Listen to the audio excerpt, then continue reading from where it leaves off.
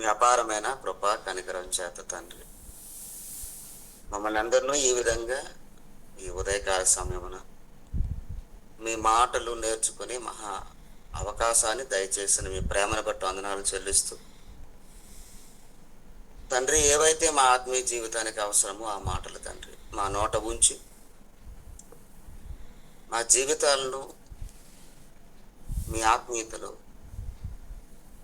ఫలింపచేసే మహాధన్యతను మాకందరికీ దయచేయమని కోరుతూ క్రీస్తు పేరట ఈ ప్రార్థన అడిగి వేడుకుంటున్నాం తండ్రి. ఆమేన్.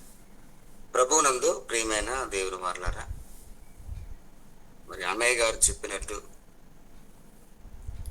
ఎంతో మంది ఒకప్పుడు వాక్యం లేక సరైన సత్యవాక్యమును సరిగా విభజించి చెప్పేవారు లేక విశ్వాసం సన్నగిల్లిన ఆ రోజుల్లో ఇప్పటి వరకు సరైన రీతిలో సరైన క్రమంలో దేవుని మహోన్నతమైన విద్య ఆ జ్ఞానాన్ని మనం నేర్చుకొని ఉన్నది ఉన్నట్టుగా దేవుడు ఏదైతే కోరుకుంటున్నాడో మనలో ఆత్మీయతలో ఫలింపచేయాలని తన మనసులో ఉన్న మాటలను ధ్యానించి దేవుడు కోరుకుంటున్నట్టుగా ఫలించాలని నిజంగా అది మనలో రావడం ఫలింపచేయడము చాలా గొప్ప విషయం. ఈరోజు కూడా ఒక అర్ధగంట సేపు దేవుని మనసులో ఉన్న కొన్ని మాటలు మనం ధ్యానిద్దాం. మనకి బైబిల్లో పాత నిబంధన అని కొత్త నిబంధన అని రెండు భాగాలు మనకి అందరికీ తెలుసు. పాత నిబంధన ఆదికాండం నుంచి మలాకి గ్రంథం వరకు ముగుస్తుంది. క్రొత్త నిబంధన మత్తయి సువార్త నుంచి ప్రకటన గ్రంథం వరకు ఉంటుంది. అయితే పాత నిబంధన ముగింపు మలాకి గ్రంథం నుంచి కొత్త నిబంధన ప్రారంభం మత్తయి సువార్త వరకు ఈ మధ్యన సుమారుగా 400 సంవత్సరాలు వ్యవధి. మలాకి సువార్త నుంచి మత్తయి సువార్త ఈ మధ్యన 400 సంవత్సరాలు నిశ్శబ్ద కాలం. అనగా దేవుడు తన ప్రవచన వాక్యాలను కానీ తన మాటలను కానీ తన మనసులో ఉన్న భావాలను కానీ ఎవరితోనూ పంచుకోకుండా, తన దూతలతో కానీ ఎవరితోనూ పంచుకోకుండా, మనుషులతో తన వాక్యాన్ని తన మనసులో ఉన్న భావాన్ని పంచుకోకుండా ఒక నిశ్శబ్దమైన వాతావరణంలో ఉంది. మనకి మలాకి గ్రంథము ముగింపు నుండి అలా మత్తయి సువార్త వరకు రాయబడిన ఈ పుస్తకాల సమయంలో వరకు మనం చూసుకుంటే 400 సంవత్సరాలు ఒక నిశ్శబ్ద వాతావరణం. దేవుడు తన పిల్లలు ఇశ్రాయేలు కానీ తన ప్రజలతో కానీ మాట్లాడని సంవత్సరాల సంఖ్య 400 ఏళ్ళు, 400 సంవత్సరాలు. ఇలాంటి సమయంలో తన పిల్లలు భూమి మీద ఉన్నారు. పరలోకముందున కన్న తండ్రి తన ఆలోచన ఒకసారి ఆ నిశ్శబ్ద కాలంలో తనకున్న ఆలోచన, తండ్రి ఎప్పుడూ కూడా భూమి మీద ఉన్న తన పిల్లల వైపే తన మనసు ఉంటుందని మనం చాలా వాక్యాలు చదువుతున్నాం. మనము మన పనుల్లో బిజీ అవుతాం, మనకున్న కార్యక్రమాల్లోనే మునిగి తేలుతాం. కానీ దేవుడు ఎప్పుడు తన చేతులను చాచుతూ నరులారా తిరిగి రండి అని ఆయనకున్న గొప్ప ఆహ్వానం అది. అలాంటి కాలంలో మనం కొత్త నిబంధనకు వచ్చేసరికి ఒక వ్యక్తికి లేదా ఒక దంపతులకు దేవుని యొక్క ఆహ్వానము, దేవుని యొక్క మాట అనేది వస్తుంది. ఒకసారి మనం ఆ మాటను మనం చదువుదాం. ఈరోజు లూకా సువార్త, అందరూ దయచేసి బైబిల్ తీయండి. ఒక అద్భుతమైన సందర్భం. నిజంగా సుమారు 400 సంవత్సరాలు నిశ్శబ్ద స్థితిలో ఉన్న దేవుడు లేదా ఆ కాలంలో ఆయన మాట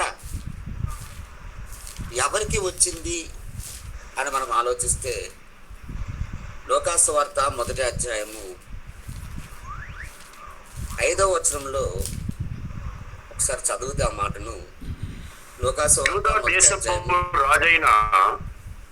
దేశపు రాజైన హేరోదు దినములలో అబియా తరగతిలోనున్న జకరియా అను ఒక యాజకుడుండెను. అతని భార్య అహరోను కుమార్తెలలో ఒకతే. ఆమె పేరు ఎలిసాబెతు.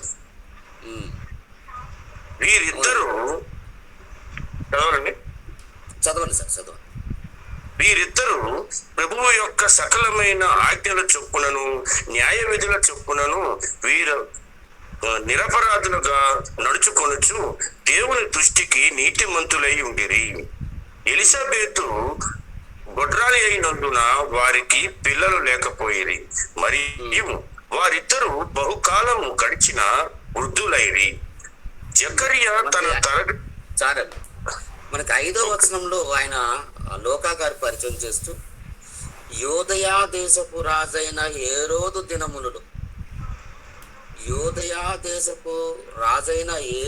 దినములలో అబీయా తరగతిలోనున్న జకరియా అని ఒక యాజకుడు ఉండెను. అతని భార్య అహరోను కుమార్తెలలో ఒకతే. ఆమె పేరు ఎలిజబెతు. వీరిద్దరూ చూడండి ఎంత చక్కగా రాయిస్తున్నాడు. వీరిద్దరూ ప్రభువు యొక్క సకలమైన ఆజ్ఞల చొప్పునను, ఆ దంపతుల గురించి రాయిస్తున్నాడండి. ఎలాంటి వారంటే వాళ్ళంటే వీరిద్దరూ కూడా ప్రభువు యొక్క సకలమైన ఆజ్ఞల చొప్పునను, దేవుడిచ్చిన ఆజ్ఞల చొప్పునను, న్యాయ విధుల చొప్పునను నిరపరాధులుగా నడుచుకొనుచు. ఏంటి 400 సంవత్సరాలండి గడిచిపోతున్నాయి. దేవుడు ఎలాంటి వాడో తెలియని జనాంగము. దేవుని వాక్యం దూతలతో ఏదో వచ్చి చెప్పే రోజులు కూడా కావు. అసలు నిశ్శబ్దంగా ఉంది. ఏదండి, మనం వారము 10 రోజులు, నెల రోజులు, ఇలా ఒక సంవత్సరం పాటు వాక్యం చదవకుండా ఉన్నాం అనుకోండి, చర్చికి వెళ్ళకుండా ఉన్నాం అనుకోండి, మనకి దేవుడు ఎవరో గుర్తుకురారు, దేవుని వాక్యం గుర్తుకురాదు, దేవుని పాట ఏంటో మొత్తం మర్చిపోతాం. 400 సంవత్సరాలు నిశ్శబ్ద వాతావరణంలో ఉంది. అలాంటి సందర్భంలో కూడా ఈ దంపతులు ఇద్దరు ఎలా ఉన్నారు అంటే, వాళ్ళ తాలూకా ఆ ప్రవర్తన తీరు, వాళ్ళ బ్రతికిన విధానం ఎలాగుందంటే, ప్రభువు యొక్క సకలమైన ఆజ్ఞల చొప్పునను, న్యాయ విధుల చొప్పునను నిరపరాధులుగా నడుచుకొనుచు, చూడండి, దేవుని దృష్టికి నీతిమంతులై ఉండిరి. మనుషుల దృష్టికి కాదు, దేవుని దృష్టికి నీతిమంతులుగా ఉన్నారు. అందులో వారి భార్య ఎలిజబెతమ్మ గారు గొడ్రాలు, పిల్లలు లేరు పాపం. వీరిద్దరు కూడా చాలా ముసిలివారు. ఈ 8వ వచనం నేను చదువుతున్నానండి. జకరియా తన తరగతి క్రమము చొప్పున దేవుని ఎదుట యాజక ధర్మము జరిగించుచుండగా, యాజక మర్యాద చొప్పున ప్రభువు ఆలయములోనికి వెళ్ళి ధూపము వెయ్యుటకు అతనికి వంతు వచ్చెను. ధూప సమయమున ప్రజలు సమూహమంతయు వెలుపల ప్రార్థన చేయుచుండగా, ప్రభువు ధూపవేదిక కుడివైపున నిలిచి అతనికి కనబడగా, ఏమండి, ప్రత్యక్షత జరిగిందండి. మొట్టమొదటిసారిగా మనం చదివితే 400 సంవత్సరాల నిశ్శబ్ద కాలము తరువాత దూత పిలుపు లేదా ప్రత్యక్షత ఎవరికి కనిపించిందంటే, ఆదర్శ దంపతులుగా ఉన్న ఈ జకరియా ఎలిజబెతమ్మ వారికే కనబడిందండి. 400 సంవత్సరాల తరువాత చూడండి ఎంత గొప్ప ధన్యత వాళ్ళకు ఉంది. ఈయన అబీయా తరగతికి చెందిన వ్యక్తి. ఈ అబీయా తరగతి లేదా ఈ ధర్మము, సేవా ధర్మం అనేది ఎప్పుడో దావీదు గారు నియమించిన కట్టడండి. అది తన కుమారుడైన సొలొమోను ద్వారా కట్టబడిన యెరూషలేము దేవాలయమునకు వంతుల చొప్పున సేవా ధర్మం నిర్వహించడానికి దావీదు గారు నియమించారు. ఒకసారి మనం ఆ మాటను కూడా చదువుదాం, ఒకసారి చూద్దామండి. దినవృత్తాంతాల గ్రంథములో ఒకసారి ఆ మాట చదువుదాం. దినవృత్తాంతములు రెండవ గ్రంథము, దినవృత్తాంతములు రెండవ గ్రంథము 8వ అధ్యాయం, 8వ అధ్యాయము 14వ వచనం చదువుతున్నానండి నేను. మనం చదువుతున్న పుస్తకం అంటే సుమారుగా 1000 సంవత్సరాల క్రిందట మాట ఇది.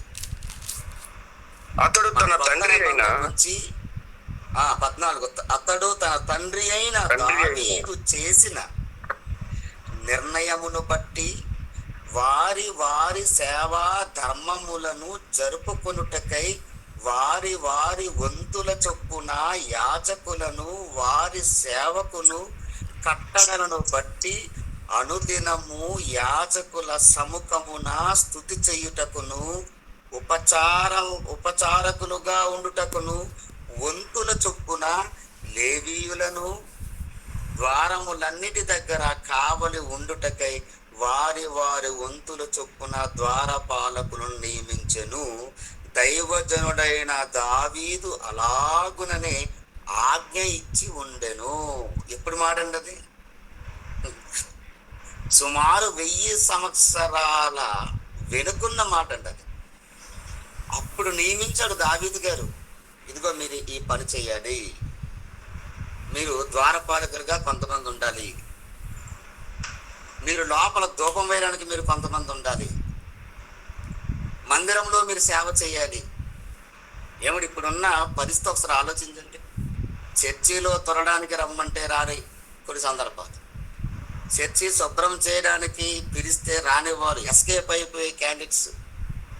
కానీ ఎప్పుడో దావీదు గారు మాట, ఆయన ఆజ్ఞ, మీరు ఇలా ఉండాలి, మీ తాలూకా సంతతి ఈ పని చేయాలి. ఎప్పుడో చెప్పబడిన మాటకు లోబడి దేవుని విధులను కట్టడలను ఆయన న్యాయము తాలూకా ఆ ఆజ్ఞలన్నిటినీ తూచా తప్పకుండా తన వంశం అలా క్రమంగా చేసుకుంటూ వస్తుంది.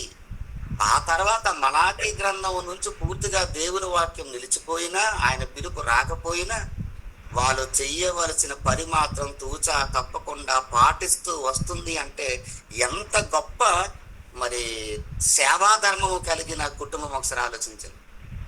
అలాంటి ఆలోచనతో ఉన్న వారికి, ఆ కుటుంబానికి, ఆ దంపతులకు, అందులో ఉన్న జకర్యా గారికి దేవుని దర్శనం వచ్చిందండి. 400 సంవత్సరాల తరువాత మొదటి దర్శనం. ఆ తర్వాత కదా మరియమ్మ గారికి గాబ్రియేలు దూత వస్తుంది, అమ్మా నీకు శుభము అని. దానికి ముందు ఎవరికి ఆ దర్శనం కలిగిందంటే జకర్యా గారికి. వాళ్ళ దంపతి జీవితానికి నిజంగా అండి ఆలోచిస్తే దేవుడు ఎలాంటి వారిని ఎన్నుకుంటాడు, ఎలాంటి మనసున్న వారిని ఆయన కోరుకుంటాడు, ఎలాంటి వ్యక్తుల్ని ఆయన తన పిల్లలుగా భావిస్తాడంటే వారి యందు, అనగా వాళ్ళకి ఇవ్వబడిన సేవాధర్మం కానివ్వండి, వాళ్ళకి అప్పగింపబడిన పని కానివ్వండి, అది చిన్నదైనా పెద్దదైనా దేవుని పనిని చక్కగా పాటించి, ఏమండి అలాంటి వారికే దేవుడు తన పిల్లలుగా భావిస్తాడు. ఏమండి 400 సంవత్సరాలు ఎంత కార్యక్రమాలు జరిగాయంటే తెలుసు. అలెగ్జాండర్ ది గ్రేట్, ఆయన దండయాత్రలు, రోమా ప్రభుత్వం ఏర్పడటం, ఇశ్రాయేల్ అందరిలో పోయి కేవలం యూదా గోత్రం మాత్రం మిగిలిపోవడం, అందులో కూడా శాస్త్రులు, పరిసయ్యులు, సద్దూకయ్యులు అనే పెద్ద పెద్ద మత మరి నిష్ణాతులు ఏర్పడటం. అలాంటి గలిబిలు ఉన్న ఆ 400 సంవత్సరాల్లో కూడా సేవాధర్మాన్ని విడిచిపెట్టలేదు, దేవుని మీద భయభక్తులు కలిగి ఉండటం విడిచిపెట్టలేదు. ఆ కుటుంబాన్ని మనం ఆలోచించగలిగితే ఈ ప్రపంచంలో ఏమి జరుగుతున్నా వాళ్ళకి అనవసరం, మాకు దేవుడు, దేవుని పని. అలాంటి ఆలోచన కలిగిన ఆ కుటుంబానికి మొట్టమొదటిసారిగా 400 సంవత్సరాల తరువాత దేవుని దర్శనం జరిగింది. ఇక కిందకి వెళ్దాం ఒకసారి. ఆ మాట చదువుతానండి.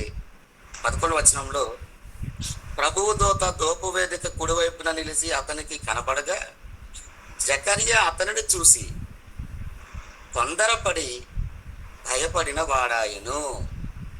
అప్పుడు ఆ దూత అతనితో, మొదటిసారిగా మాట్లాడుతుందండి ఒక వ్యక్తితో దేవుని దూత మాట్లాడుతుంది అతనితో, జకర్యా భయపడకుము, నీ ప్రార్థన వినబడినది. నీ ప్రార్థన వినబడినది. నీ భార్య అయిన ఎలిజబెత్ నీకు కుమారుని కనును. అతనికి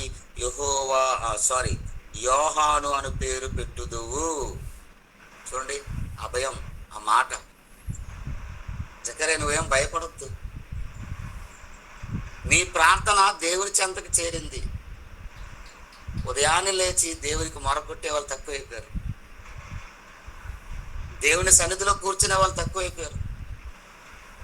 ఈ రోజుల్లోనండి ఇంత టెక్నాలజీ ఉంది. వాక్యాన్ని తొందరగా విస్తరింప చేయొచ్చు, సువార్తను వేగంగా ప్రబలింప చేయొచ్చు. అయినా చెయ్యలేని స్థితిలో ఒక కుటుంబం ఎంత ఆదర్శంగా ఉండగలదో మనం ఈ బైబిల్ ద్వారా చదవగలం. అలాంటి కుటుంబం పట్ల దేవునికున్న ఆ బాధ్యత, వాళ్ళు చూపిన విధేయతకి ఆయన లోనైన విధానం. నీ ప్రార్థన అక్కడ వినపడింది. ఇది ఎంత గొప్ప ధన్యత అండి. కొన్ని వీళ్ళు నివసించేది ఏదో సిటీలో కాదండి. వీళ్ళు ఆ కొండ దగ్గర నివసిస్తారు. మనకు తెలుసు, మరియమ్మ గారు వెళ్తారు ఎలిజబెత్ అమ్మ గారి దగ్గరికి. అప్పటికి ఆమెకి 6 నెలలు. అంటే యేసుక్రీస్తు పుట్టక ముందు 6 నెలలు గర్భములో ఉన్నవారు ఎవరంటే ఎలిజబెత్ అమ్మ.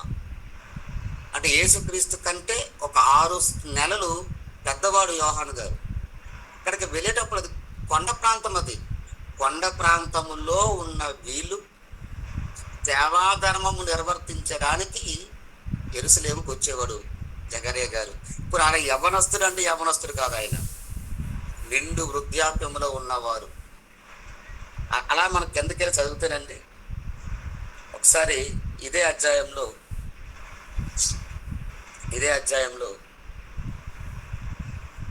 19వ వచనాన్ని చూద్దామంటే 19వ వచనాన్ని దూత అంటుంది, నేను దేవుని సముఖమునందు నిలుచు గబ్రియేలును నీతో మాటలాడుటకును, చూడండి, ఈ సువర్తమానము నీకు తెలుపుటకును పంపబడితిని. నాకు దేవుడు పంపాడయ్యా జకర్యా గారు, నాకు దేవుడే పంపాడు. నేను ఎక్కడ ఉండేవాడినో తెలుసా? నేను దేవుని సముఖమునందు నిలుచు గబ్రియేలును, దేవుని సముఖములో ఉంటాను. చెప్పండి మహాప్రభు, మీరేంటి, మీరిచ్చే ఆజ్ఞ ఏంటో చెప్పండి, నేను దాన్ని తీసుకువెళ్తాను. మీతో మాట్లాడడానికి ఏటి పరలోకములో నుండి ఒక దూత దేవుడు పంపగా భూమి మీద ఉన్న ఒక మనుషులతో మాట్లాడడానికి వచ్చాడండి. దేవుడు పంపిస్తే వచ్చాడు. ఎంత గొప్ప ధన్యత చేసుకున్నారని జకర్యా గారు చూడండి. మరి ఆయన ఏం చేశాడంటే సేవా ధర్మము, తనకి ఇవ్వబడిన ధర్మాన్ని, తనకి ఇవ్వబడిన ఆ పనిని చక్కగా నిర్వర్తిస్తున్నారు. లోకమంతా బానిసత్వంలో వెళ్ళిపోయినా, లోకం పాపపు ఊబిలో కూరికిపోతున్నా ఏమీ పట్టించుకోవట్లేదు. తనకి ఇవ్వబడిన ఆజ్ఞల చొప్పున, కట్టడల చొప్పున తన పని తాను నిర్వర్తించుకుంటూ వెళ్ళిపోతున్నాడు. ఇదిగో ఈ సువర్తమానం నీకు తెలుపుటకు పంపబడితిని, మరియు నా మాటలు వాటి కాలమందు నెరవేరును. ఏమండి, వాటి కాలమందు నెరవేరును. నేను చెప్పాను, ఇది నా మాటలు కావది, పరలోకమందున్న దేవుడే నన్ను చెప్పమని పంపించాడు. నిజంగా మీరుకున్న ఆదర్శమైన మీ కుటుంబాన్ని చూసిన దేవుడు ఎంత తబ్బిపోతున్నాడంటే, నీ దగ్గరికి నన్ను పంపించాడు, ఈ సువార్తమానం చెప్పడానికి పంపించాడు. ఏమండి, 400 సంవత్సరాల తర్వాత మొట్టమొదటిసారిగా దేవుని మాట ఈ జకర్యా దంపతులకు వచ్చిందండి. వాళ్ళ కుటుంబానికి ప్రత్యక్షం అయిపోయిందండి. అంతగా దేవుని మనసును వాళ్ళు గెలుచుకున్నారండి. ఎలా అంటే వాళ్ళకి ఇవ్వబడిన పనిని చక్కగా సంపూర్తి చేసుకుని దేవుని మనసును గెలుచుకున్నారండి. ఒకసారి అలా మనం ఇదే అధ్యాయంలో చూడగలిగితేనండి, ఒకసారి ఇదే అధ్యాయం చూడగలిగితే వాళ్ళ ఇల్లు ఎక్కడుంది అని మనం చదవగలిగితేనండి 39వ వచనం అండి. మొదటి అధ్యాయము 39వ వచనం. 39వ వచనం. మరియమ్మ గారు